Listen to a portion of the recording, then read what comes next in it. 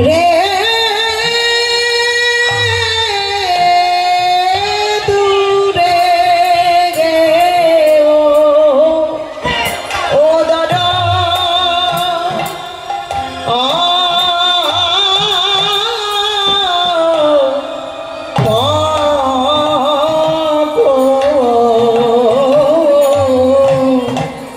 দরপতি দাপ রে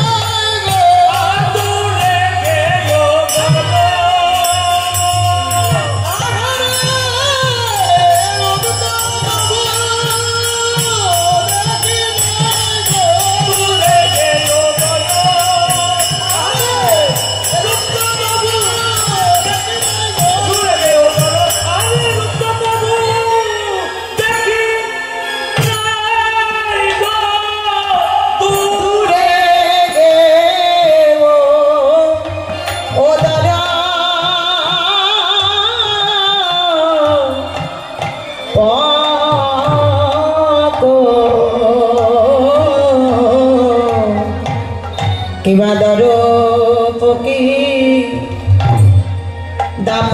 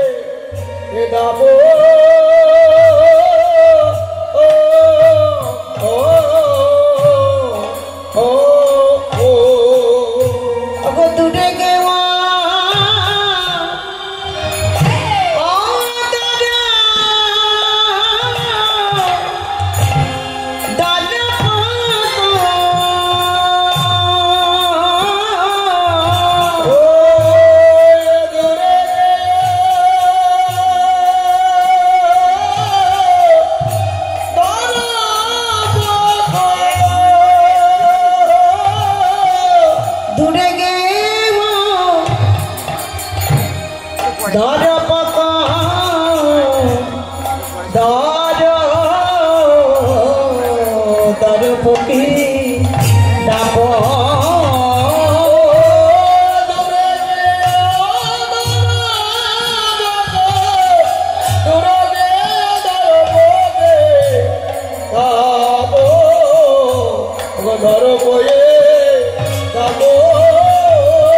নানা রইল না রে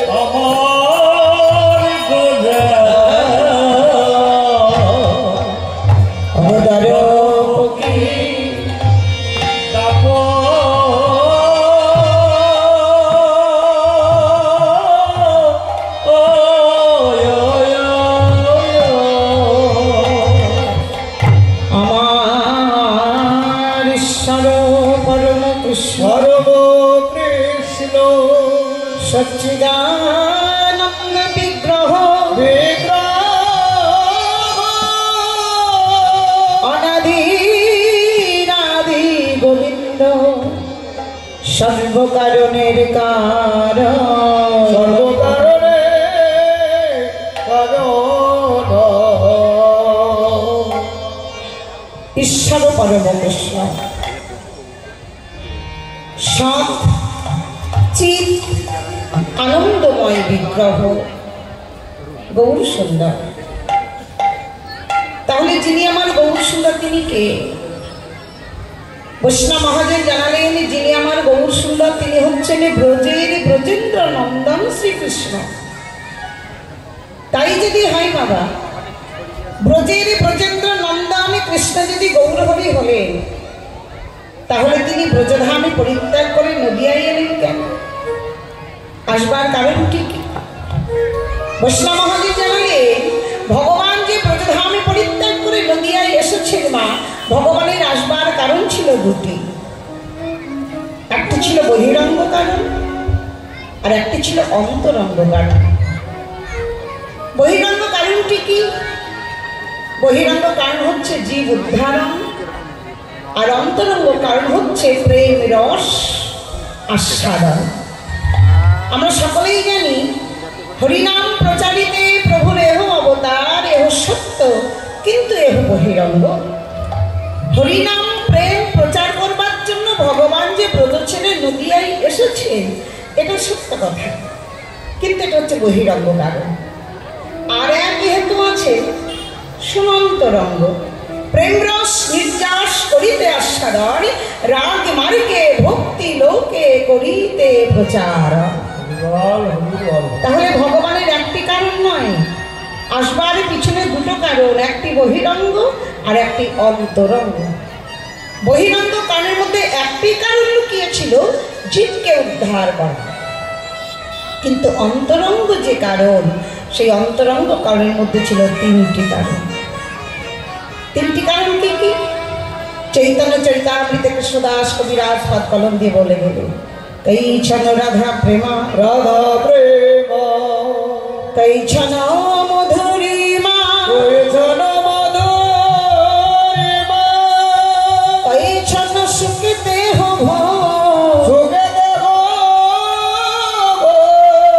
এ তিন বাঞ্ছিত ধন ব্রজে না হইল পূরণ, ভাবিয়া না পাইল, ভাবিয়া না পাইল। কৈছন রাধা প্রেমা, কৈছন মধুরিমা, কৈছন সুখে দেহ।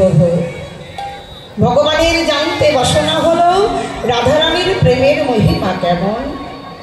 ভগবানের জানতে বাসনা হলো রাধারানীর প্রেমের আলোক রাতে আমার মাধুর্যের চমৎকারিতা কতখানি। আর ভগবানের জানতে বাসনা হলো আমাকে ভালোবেসে রাধারানী কি সুখ পেয়েছে। যদি কখনো মনে মনে চিন্তা করতেন প্রাণনাথকে আমি মস্তকে রেখে দেব, তবু তিনি পারতেন না। যদি কখনো মনে মনে চিন্তা করতেন প্রাণনাথকে দিবানিশি পার্শ্বে রেখে দুটি নয়ন ভরে দর্শন করব, তবু তিনি পারতেন না। কেন পারতেন না? সবসময় মনে মনে ভাবতেন আমার ভালোবাসার ধন যদি কখনো হারিয়ে যায়, আমার প্রেমের মূর্তি যদি কখনো হারিয়ে যায়, হারিয়ে ফেলবার ভয়ে দিবানিশি হৃদয় মন্দির মাঝে জড়িয়ে ধরে বসে থাকতেন। কি সুখ পেতেন আমার রাধারানী, কি আনন্দ পেতেন আমার রাধারানী। কখনো যে হৃদয় হতে বঞ্চিত করতেন না, কি সুখ পেতেন। জানতে ইচ্ছে হলো ভগবানের। শুধু তাই নয়, ভগবান আরো নিজেকে বললেন আমার জানতে ইচ্ছে হয় কৃষ্ণ নামের কি মহিমা। এই নামে জাগতিক জগতের ভক্তগণ পাগল হয়ে দেহ মনোপ্রাণে জীবনে যৌবন আমার চরণে সমর্পণ করে দিয়ে দুটি নয়নের জলে বুকে ভাসিয়ে হেমদণ্ডে প্রসারিত করে দুটি বাহু উত্তোলন করে ছুটে আসে আমার রাতুল চরণে। কি আছে আমাকে? বৈষ্ণব মহাজন এক পাশে দাঁড়িয়ে বললেন ভগবান তোমাতে যে কি সম্পদ আছে তুমি কেমন করে জানবে। যেমন ধরো কেউ যদি পদ্ম ফুলের কাছে গিয়ে দাঁড়িয়ে করজোর করে বলে ওগো পদ্ম আমায় একটু মধু দেবে, পদ্ম কি বলবে জানো? আমাতে মধু আছে না কি আছে তা তো আমি জানি না, তবে দেখেছি ভ্রমর এসে আমাতে বসে আমার কাছ থেকে যে কি সম্পদে নিয়ে যায় তা তো আমি জানি না। আমার কাছ থেকে যে কোন সম্পদে নিয়ে যায় এর সন্ধানে যদি কেউ দিতে পারে, একমাত্র মধুপানকারী ভ্রমর হয়েছে নির্জন। দয়াময়, ভ্রমর ছাড়া যেমন মধুর সন্ধানে দিতে যাবে না, তেমনি তোমাকে ভালোবাসলে যে কি সুখ পাওয়া যায়, তোমার নামে যে কত মধু আছে এর সন্ধানে যদি কেউ দিতে পারে, একমাত্র তোমার অনুরাগী ভক্ত হয়েছে যারা, তোমাকে ভালোবেসেছে যারা, তারা ছাড়া তো কেউ দিতে পারবে না। তবে তুমি বুঝবে দয়াময়, ভগবানকে ভালোবাসার যে কত সুখ, ভগবানকে ভালোবাসার যে কত আনন্দ তুমি বুঝবে কোনদিন জানো?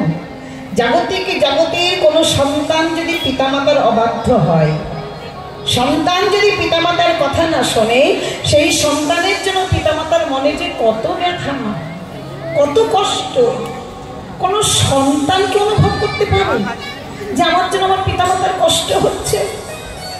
অনুভব করতে পারে না গো। তবে সে বুঝবে কোন দিন জানো? যেদিন নিজে সন্তানের পিতামাতা হবে, সেই দিন যদি ওই সন্তান কথা না শোনে, কত ব্যথা কত দুঃখ সেই দিন সে অনুভব করবে। দয়াময়, ভক্তরা যে তোমায় কেন ভালোবাসে, কোন কারণে তোমার কাছে ছুটে যায়, তুমি সেই দিন অনুভব করতে পারবে যেদিন তুমি ভগবান থেকে নিজে ভক্ত হতে পারবে।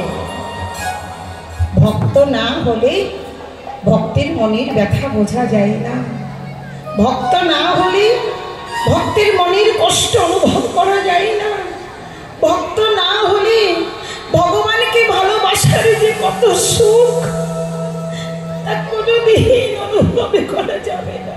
তুমি তো ভগবান, তুমি কেমন করে বুঝবে? দয়াময়, বিষয় হয়ে কি বিষয়কে ধরা যায়? বিষয় হয়ে বিষয়কে ধরতে গেলে তাকে আশ্রয় হতে হয়। কোথায় আশ্রয় হতে হবে? আমায় কি করতে হবে? ভক্ত হতে গেলে আমায় কি করতে হবে? শোনো, ভক্ত হতে গেলে ভক্তের কাছে যেতে হবে, ভক্তের চরণ যুগল আশ্রয় করতে হবে। ভক্ত যদি কৃপা করে তবেই তুমি ভক্ত হতে পারবে। দয়াময়, এই জগতে ভক্তের কৃপা ব্যতীত কেউ কোনোদিন ভক্ত হতে পারেনি, তুমিও পারবে না। তুমি যতই ভগবান হও না কেন, ভক্তের কৃপা ব্যতীত তুমি কোনোদিন ভক্ত হতে পারবে না। তাহলে আশ্রয় করতে হবে ভক্তের চরণে।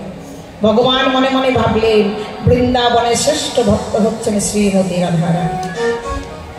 ছুটে গেলেন রাধারানীর চরণে, রাধারানীর চরণে, চরণ দুটি হৃদয় মন্দিরে জড়িয়ে ধরে বললেন, ওগো রাধে, ওগো রাধে, ওগো প্রেমময়ী, যেভাবে ভাবিত হয়ে তুমি কৃষ্ণ কৃষ্ণ বলে কাঁদো, কৃষ্ণ কৃষ্ণ বলে কাঁদো, যে প্রেমের বন্ধনে তুমি কৃষ্ণ ধ্বনিকে বেঁধেছ, ওগো রাধে, সেইভাবে ভাবিত করে তুমি আমায় সাজায়ে দাও, আমায় সাজায়ে দাও। কেননা এমন কথা কেন বলছো? রাধে, আমি আর ব্রজে থাকবো না, আমি ব্রজ ছেড়ে নদিয়ায় যাব। নদিয়ায় যাবে? আমায় সঙ্গে নেবে না? সত্য ত্রেতা দাপর তিন যুগে সঙ্গে রেখেছ, যখন তুমি কলিতে যাবে আমায় সঙ্গে নেবে না প্রাণনা? রাধে, তুমি কি জানো না, জল ছাড়া যেমন মিনি বাঁচে না, বাঁচে না, মনি বিনু ফণি বাঁচে না, ফণি বাঁচে না, তেমনি যে রাধা বই কৃষ্ণ বাঁচে না। ওগো রাধে, জলের মধ্যে থেকে যদি মাছকে তুলে নেওয়া যায়, জলবিহীনে মাছের প্রাণ চলে যায়। সাপের মাথায় থেকে মণি যদি কেড়ে নেওয়া যায়, মণি বিনু ফণির প্রাণ চলে যায়।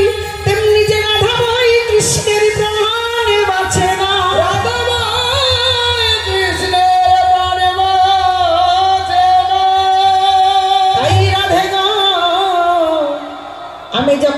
লইয়াই যাব, তোমায় সঙ্গে করে নিয়ে যাব।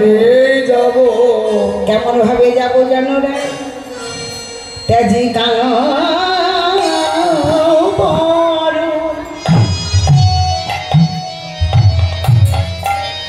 করিব ধারা তোমার গেরো কান্তি রাধে। তেজি কালো বড়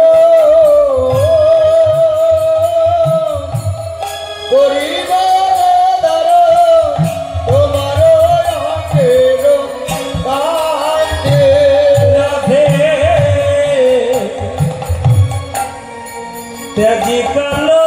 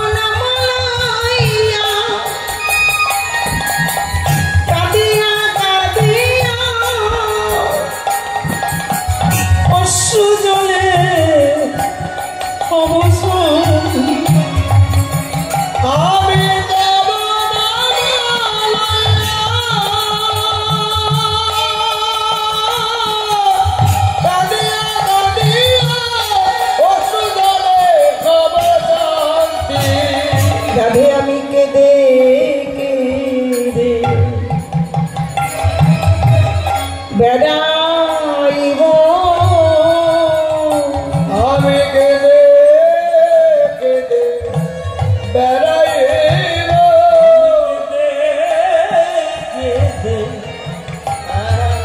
বেড়াইব।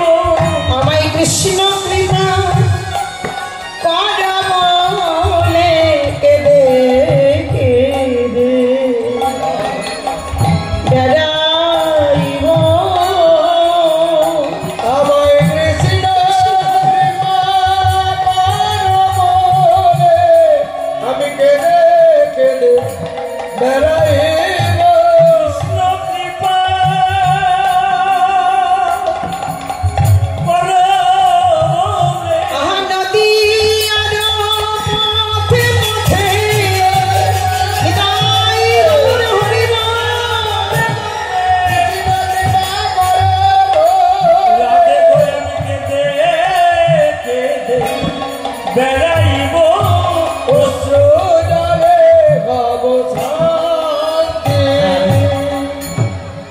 সেই রাধা কৃষ্ণ মিলিত তনু অন্ত কৃষ্ণ বহি গৌরাঙ্গ দোষিতাঙ্গ দিবৈ ভাবাগি কালাও সংকৃত রাব্বে শ্রীকৃষ্ণ চৈতন্য মস্মিতা।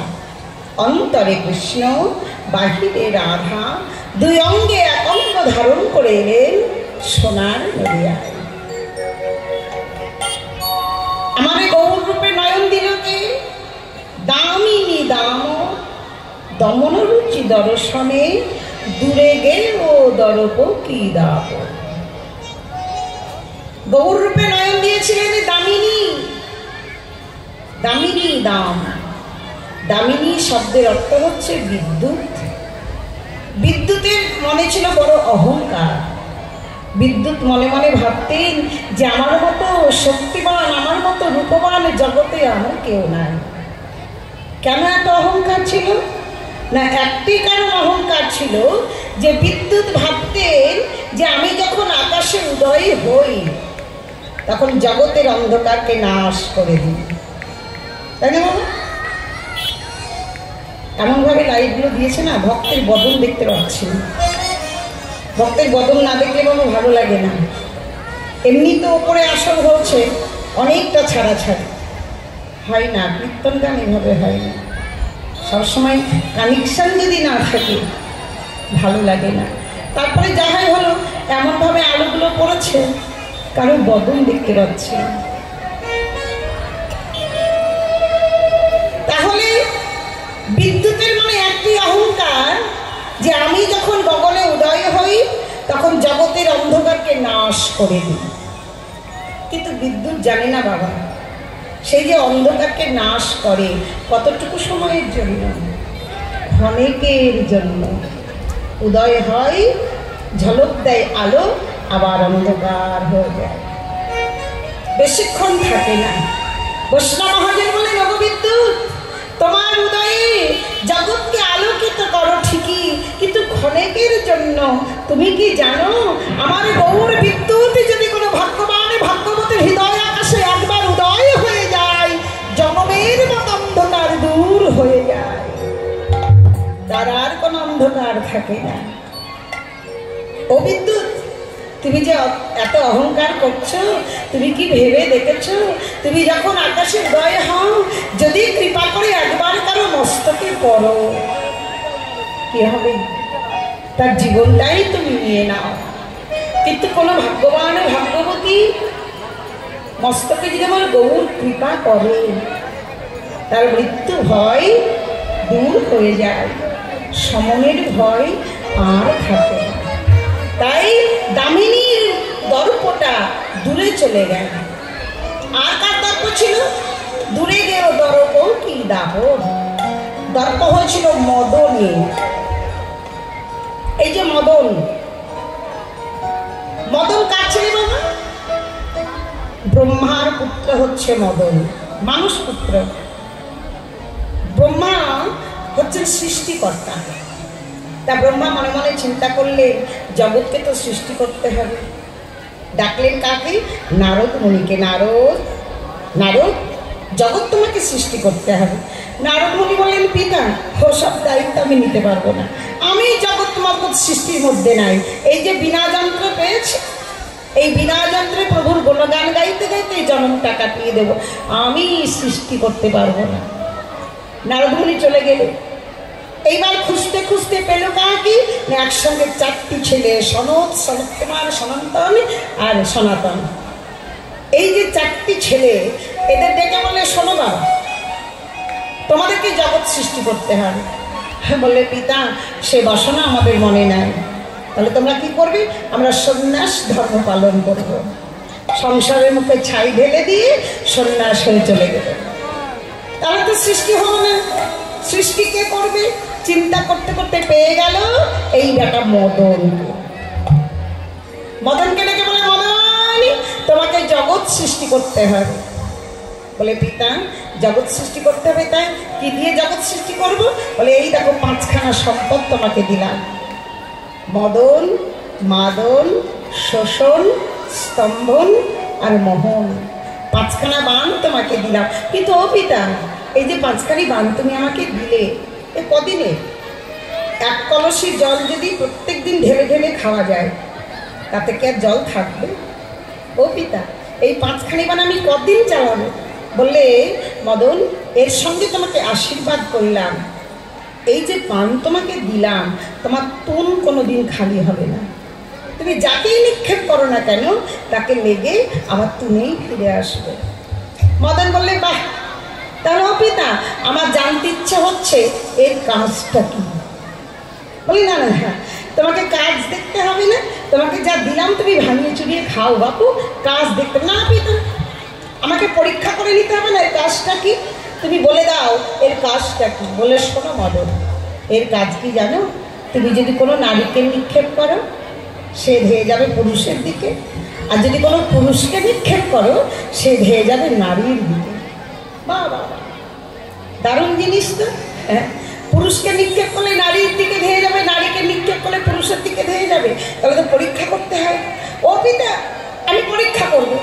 বলে, মদন তুমি অন্য জায়গায় পরীক্ষা করো, এখানে নয়। বলে, না পিতা, হাতে যখন পেয়েছি পরীক্ষা না করে আমি ছাড়ছি না।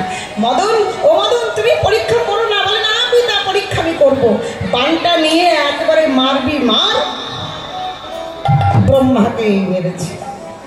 আর যেমনই ব্রহ্মাকে বান মেরেছে বাবা, মদনের বান সহ্য করতে না পেরে তটস্থ হয়ে গিয়ে নিজের মানস কন্যা সন্ধ্যাকে জড়িয়ে ধরলেন।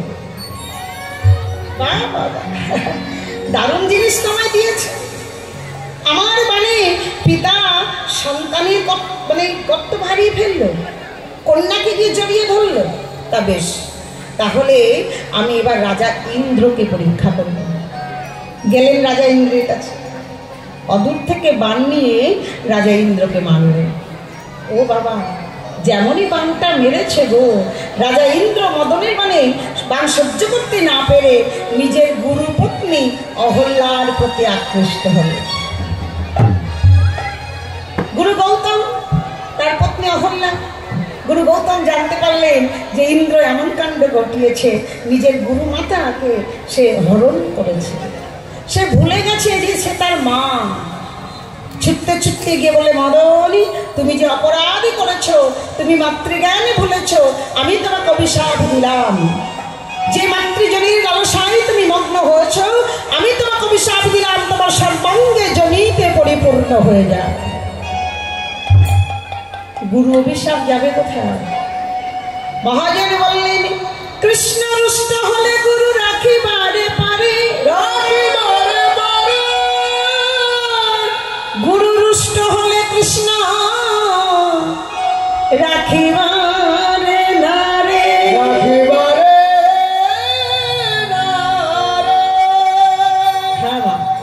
কৃষ্ণ যদি রুষ্ট হয়, গুরুদেব তার শিষ্যকে রক্ষা করতে পারে, কিন্তু গুরুদেব যদি রুষ্ট হয়ে যায়, কৃষ্ণের ক্ষমতা নাই তাকে রক্ষা করতে পারে। তাই তো মহাজন বললেন, কৃষ্ণ কৃপা জগৎময়, কিন্তু গুরু কৃপা কোনো কোনো ভাগ্যবানের হয়। কৃষ্ণ জগৎকে কৃপা করেছেন, স্থাবর জঙ্গম কীট পতঙ্গ পশু পাখি, কৃষ্ণ কৃপা হতে কেউ বাদ নয়। মহাজন বলেন, জীব কৃষ্ণ নিত্য দাস। জীব মানেই কৃষ্ণের নিত্য দাস, কিন্তু কৃষ্ণ সকলকে কৃপা করেছেন বাবা, গুরুদেব সকলকে কৃপা করেন না। কোনো কোনো ভাগ্যবানের ভাগ্যে গুরু কৃপা লাভ হয়। রাজা ইন্দ্রকে যখন অভিসম্পদ করলেন, গুরু অভিশাপ হতে গেল, সর্বাঙ্গে ভোগচিহ্ন হয়ে গেল। ইন্দ্রদেব সহ্য করতে পারলেন না, ছুটতে ছুটতে গিয়ে গুরুদেবের চরণ দুটি জড়িয়ে ধরলেন। গুরুদেব, জগতে কি জগতে একটি জনের যন্ত্রণা সহ্য হয় না, আর আমার শরীরে এতগুলো ভোগ চিহ্ন, আমি কেমন করে সহ্য করবো গুরুদেব? আমি কেমন করে সহ্য করবো?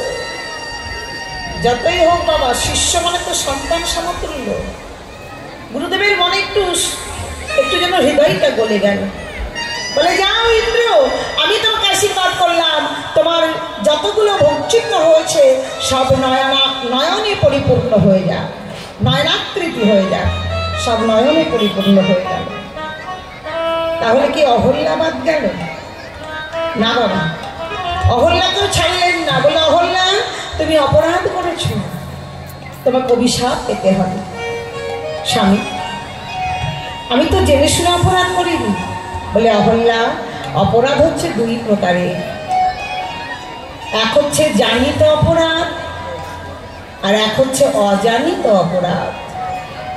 কেউ জেনে শুনে অপরাধ করে, আবার কারো কারো অজান্তেই অপরাধ ঘটে যায়, সে জানতেও পারে না।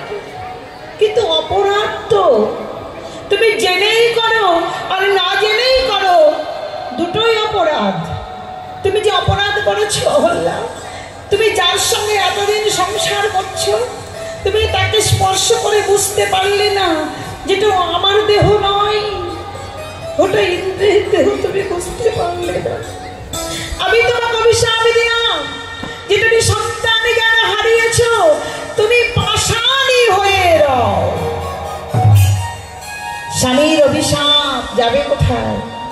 শুধু অহল্যা একটা কথাই জিজ্ঞেস করেছিলেন, স্বামী, অপরাধ যখন করেছি সাজা আমাকে পেতেই হবে, শুধু এইটুকু বলে দাও, এই পাষাণে জনম থেকে কি আমার কোনোদিন উদ্ধার হবে না? আমি কি কোনোদিন উদ্ধার পাবো না? পাবে অহল্যা। এই পাষাণে জনম থেকে তোমার উদ্ধার হবে সেই দিন, যেদিন ত্রেতা যুগে ভগবানের রামচন্দ্র অবতীর্ণ হবে এই ধরাধামে। কৃপা করে তোমার মস্তকে ভগবানের চরণে পড়বে, আর এই ভগবানের চরণ স্পর্শে তোমার পাষাণে জন্ম উদ্ধার হয়ে যাবে। কিন্তু বাবা, কখনো মনে ভেবে দেখেছেন আমরা যখন অঙ্ক নিয়ে বসি, ধারাপাত করি, 1 2 3 4 5 এমনি ভাবে, একের পরে কি হয়? 2 হয়।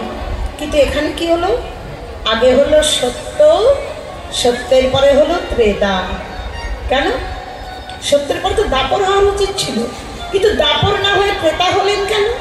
না, ত্রেতা হয়েছে এই কারণেই বাবা, এই যে গুরু গৌতমের একটি মাত্র পুত্র, তিনি যখন শুনলেন যে ত্রেতা যুগে রাম ভগবান অবতার হবেন, তখন আমার মায়ের উদ্ধার হবে, এই কথা শুনে তিনি ক্ষীরোদ নদীর কূলে তপস্যা করেছিলেন প্রভু নারায়ণের। ভগবানের দর্শন দিয়ে বলেছিলেন, তুমি কি চাও পুত্র? বলে, আমি চাই আমার মায়ের উদ্ধার। মায়ের উদ্ধার? হ্যাঁ প্রভু, তুমি যখন ত্রেতা যুগে রাম অবতারে আসবে ধরাধামে, তোমার চরণস্পর্শে আমার মা অহল্যার উদ্ধার হবে। তা তো ভালো, কিন্তু তুমি কি চাও? আমি চাই সত্যের পরে হবে দাপর, কিন্তু আমি চাই দাপর নয়, সত্যের পরে হবে ত্রেতা।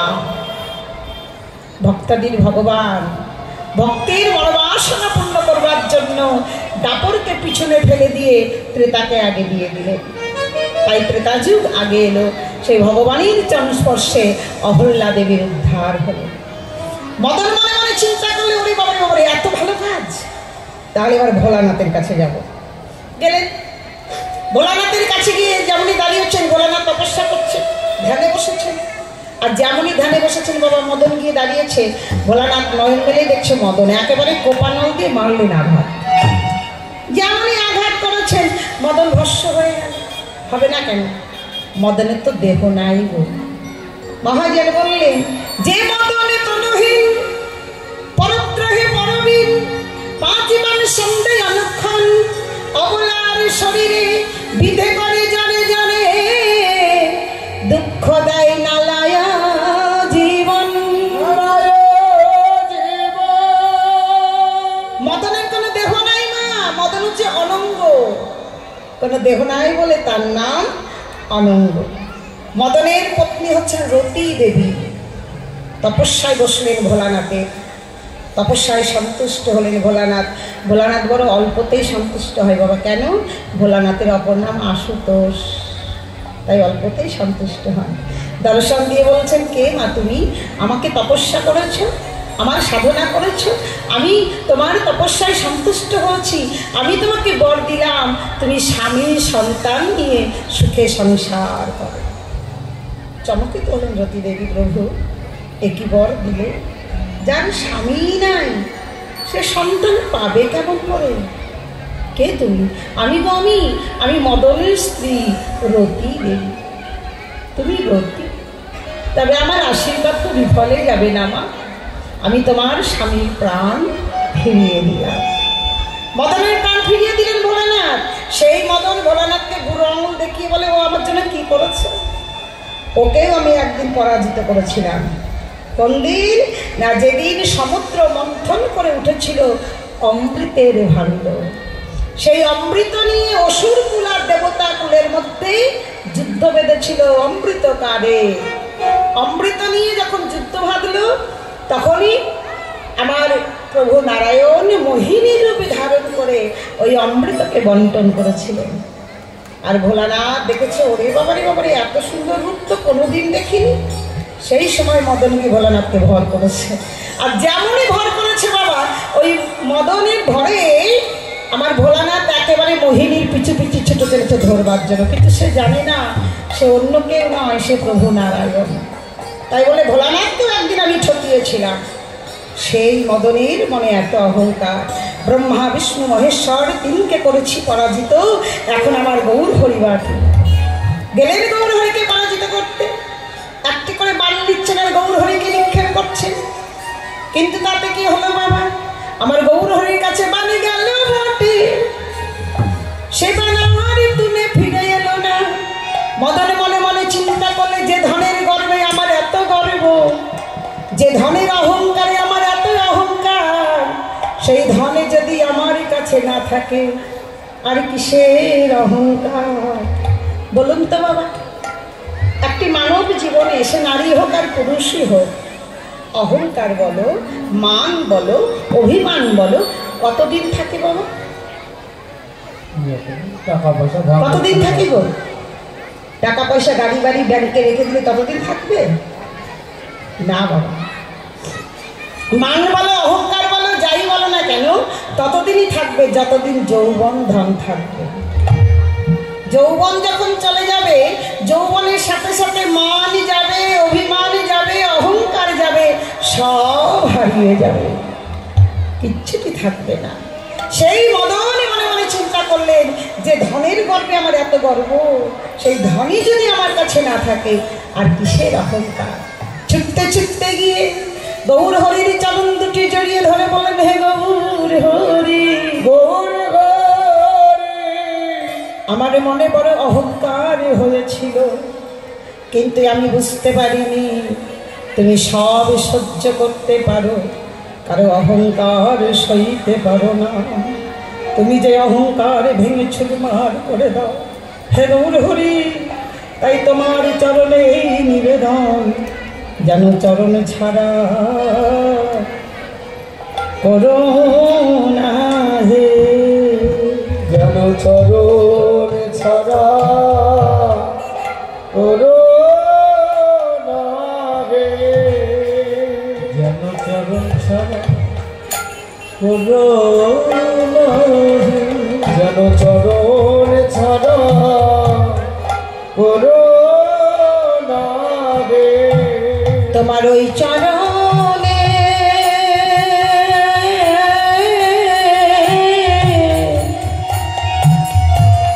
আমার এই নিবেদন, যেন চরণ ছাড়া আমায় করো না হে। আমার কাছে আমার নিবেদন, যেন চরণ ছাড়া করো না হে। তোমার ওই চরণে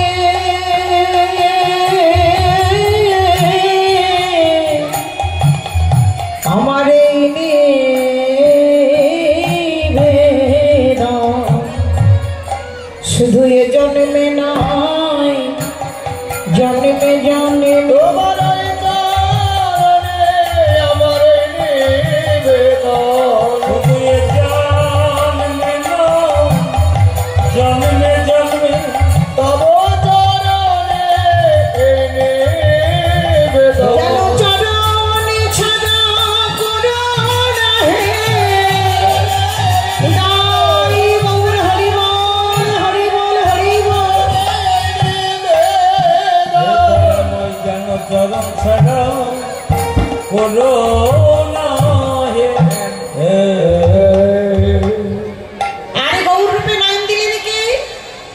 বিষ্ণুপ্রিয়া। কাঞ্চনাকে সঙ্গে করে গিয়েছিলেন সুরধনী গঙ্গায় অশোকালে। গৌরূপে নাম দিয়ে বলছেন, কাঞ্চনা, কাঞ্চনা, আজ সুরধনীতে জল আনতে এসে এক অপরূপ রূপের মানুষ দেখে এলাম। কি মানুষ দেখলি? বলে অপরূপ রূপে দেখলাম। তাই বলে হ্যাঁ, এই নবদ্বীপে জন্মগ্রহণ করে এমন রূপের মানুষ আমি কোনোদিন দেখিনি। এত কিছুর সঙ্গে তুলনা করলাম, কিন্তু কারোর সঙ্গে তুলনা হলো না। ও কাঞ্চনা, কার সঙ্গে তুলনা করলি? তুলনা করলাম কার সঙ্গে জানিস? সনক কুসুমকে কি সেবা কলি রে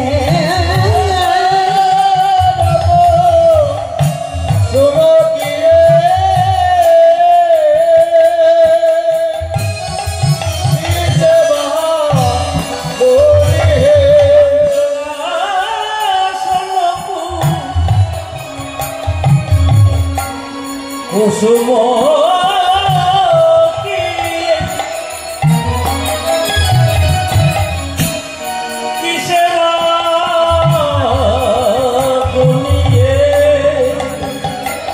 দেখি দেখি প্রাতারা আহা প্রাতারা অরুণ সন্তাপ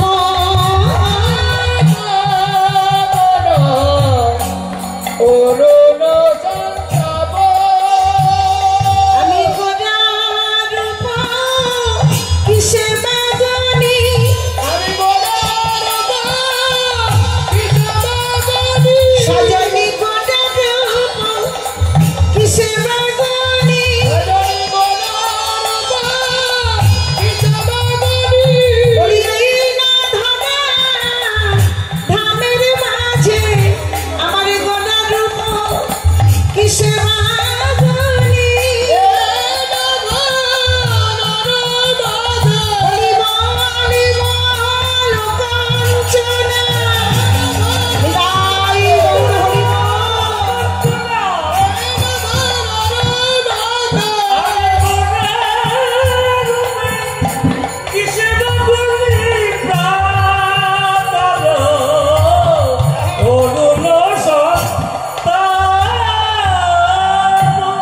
কার সঙ্গে তুলনা হলো মা শোন কুসুম কিয়ে কি সেবা গলিয়ে প্রাতার অরুণ সন্তাপ শোন কুসুম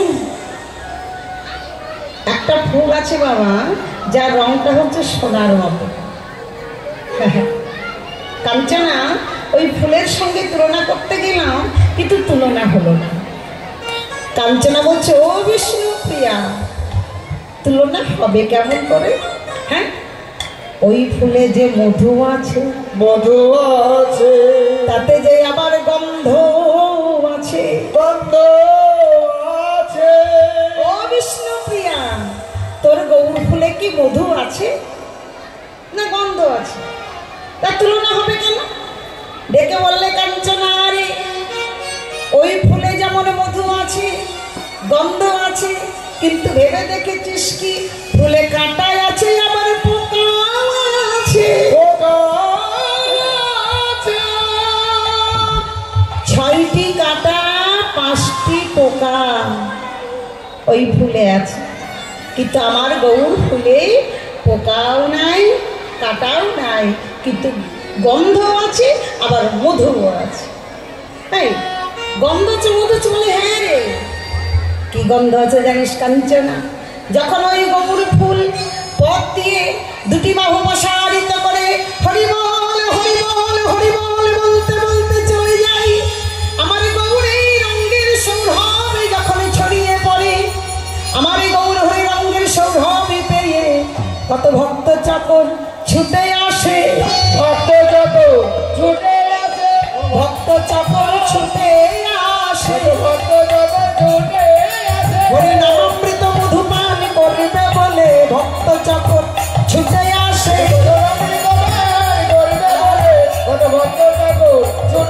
হরি নামামৃত মধু পান করবে বলে ভক্ত চাকর ছুটে আসে বলে হরি হরি হরি বলে হরি বল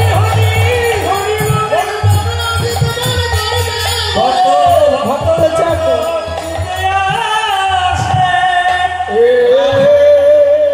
তাহলে কি হলো বাবা তুলনা হলো না আর কার সঙ্গে তুলনা করলি প্রাতার অরুণ সন্তাপ প্রাতার অরুণ মানে প্রভাতকালে সূর্য ও মাইনা তোমরা প্রভাতের সূর্য দেখো দেখো দেখবে কি করে বাবা এখনকার মায়েরা প্রভাতের সূর্য দেখে না বাবা মোবাইল ঘাটতে ঘাটতে তো রাত্রি 2টা 2:30 3টে বেজে যায় সকাল সকাল উঠবে কেমন করে কিন্তু আগেকার মায়েরা সকাল সকাল উঠতো প্রভাতের সূর্য দর্শন করত জানিস কাঞ্চনা প্রভাতের সূর্যের সঙ্গে তুলনা করতে গেলাম